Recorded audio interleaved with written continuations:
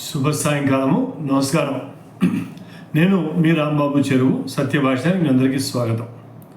ఒకే విషయాన్ని పదే పదే పరిపరి విధాలుగా చెప్పటం, అదే సత్యమని నిరూపించటం, జనాల్లో ఒక రకమైన ఉన్మత్తతని ప్రేరేపించటం, ఇది రెండో ప్రపంచ యుద్ధంలో జోసెఫ్ గోయబెల్ అనేవాడు హిట్లర్కి సన్నిహితుడు.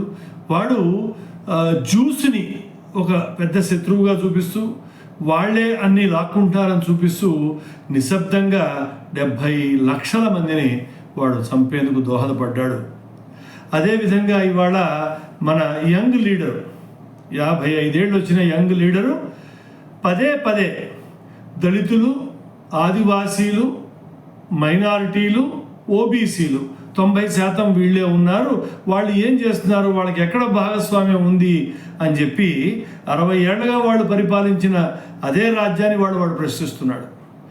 ప్రజలు అంత మూర్ఖులు కాదు. ప్రజలు అన్నీ ఆచితూచి చూస్తారు.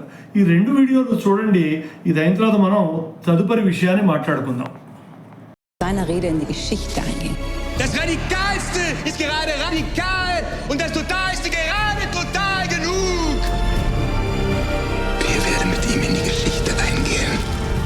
Wollt ihr den totalen Krieg?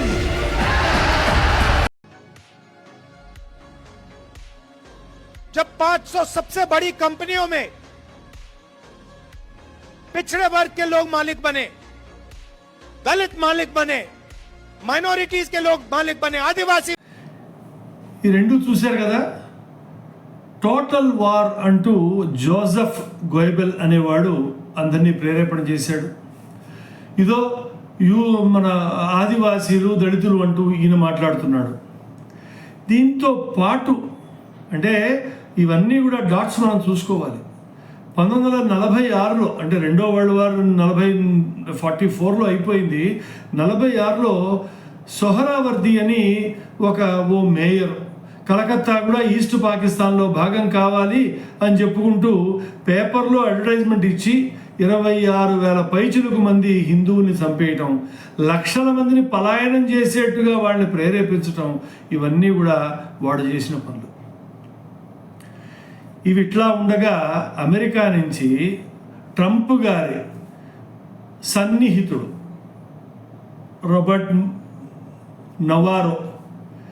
నవారో మన రాజకీయాల పరిణామాలను చూస్తూ పుటిన్ గారు, జిన్పింగ్ గారు, తర్వాత మన మోదీ గారు కలయికను చూసి వాళ్ళ గురించి ఏం మాట్లాడతారో ఒక్కసారి మీరు వినండి.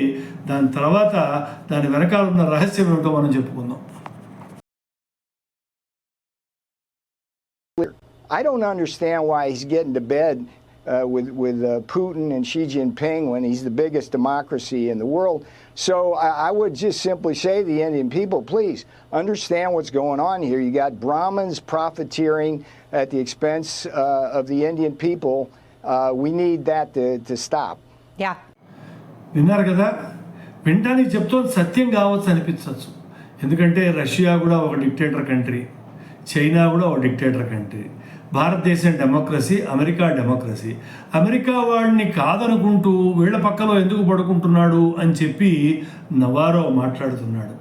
అంటే చిచ్చు పెట్టడానికి ఇదొక కారణంగా చూపిస్తున్నాడు. అదే మరి డెమోక్రసీ అయిన వాడు పాకిస్తాన్ పంచ పడుకుని ఒసామా బిన్ లాడన్ వాళ్ళ దేశాన్ని నాశనం చేసిన వాడిని వాళ్ళ పాకిస్తాన్ దేశం నుంచి తీసుకొచ్చినా కూడా ఇంకా వాళ్ళతోటే పడుకుంటున్నాడు కదా. అందుకని ఎవరి రాజకీయ స్వార్థాలు, ఎవరి దేశహితం వాళ్ళు చూసుకుంటారు. ఇది ఇట్లా ఉండగా ఇంకోటి ఏమంటాడంటే, మనం రష్యా నుంచి పెట్రోల్ కొని ఈ బ్రాహ్మణులందరూ గొప్పవాళ్ళు అయిపోతున్నారు, భారతీయుల్ని దోచుకుంటున్నారు అని చెప్పి ఒక మాట అన్నాడు. ఈ బ్రాహ్మణులు అంటంలో ఇక్కడ మీరు చూడాలి, ఇంతకుముందు రాహుల్ గాంధీ దళితులు, ఆదివాసీల గురించి మాట్లాడుతూ చెప్పకనే చెప్తున్నాడు మిగతా వాళ్ళు దొంగలు అని. కాబట్టి మిత్రులారా, ప్రతి దానికి ఒక లింక్ అనేది ఉన్నది. ఈ లింక్ అంతా కూడాను ఒక కొరాబరేట్ అంటే ఒక డ్యాన్స్ సీక్వెన్స్ ఎలాగైతే అవుతూ ఉంటుందో వాడితో ఒకడు ఎలా చేస్తూ ఉంటారో అటువంటి సీక్వెన్స్ మీకు అర్థమవుతుందో లేదో నాకు మాత్రం అర్థమవుతుంది. బయట దేశాల సహాయంతో మన దేశాన్ని కొల్లగొట్టేందుకు, మన దేశంలో ఉన్న రాజ్యాన్ని కొల్లగొట్టేందుకు, దేశ విభజన చేసేందుకు వీళ్ళందరూ కలిసి పన్నాగం పన్నుతున్నారన్న విషయం మీకు అర్థమై ఉంటుంది ఈ పాటికల్లా. మిత్రులారా, అప్రమత్తంగా ఉండండి. ఇవాళ వాడు ఒకడు ఆదివాసీలు అంటున్నాడు, ఒకడు ఏమన్నా దళితులు పిచ్చిడే అంటే ఓబీసీలు బీసీలు అంటున్నారు. అందరికంటే ఇవాళ దరిద్రంలో బతుకుతున్నది బ్రాహ్మడే. ఆ బ్రాహ్మణ్ణి ఎరగా చూపించేందుకు ఇంకా వీళ్ళకి సిగ్గెట్లా రావట్లేదు, నాకు అర్థం కావట్లేదు. సరే, వాళ్ళ సంగతి అలా వదిలిపెట్టండి. బ్రాహ్మణుడు అంటున్నాడు కదా అని హిందూ సమాజం మొత్తం కనుక అప్రమత్తంగా లేకపోతే హిందూ సమాజాన్ని విడగొట్టి ఇంగ్లీషు వాళ్ళకంటే చాలా నైపుణ్యంతో విడగొట్టి వాళ్ళ కుంపటి వాళ్ళు వాళ్ళ రొట్టెలు కాల్చుకునేందుకు వాడుకుంటారు మనందరినీ. కాబట్టి ఈ పరిస్థితిని హిందువులందరూ ఎదుర్కొని దీన్ని తిరగొట్టాలని నా ఒక విన్నపం.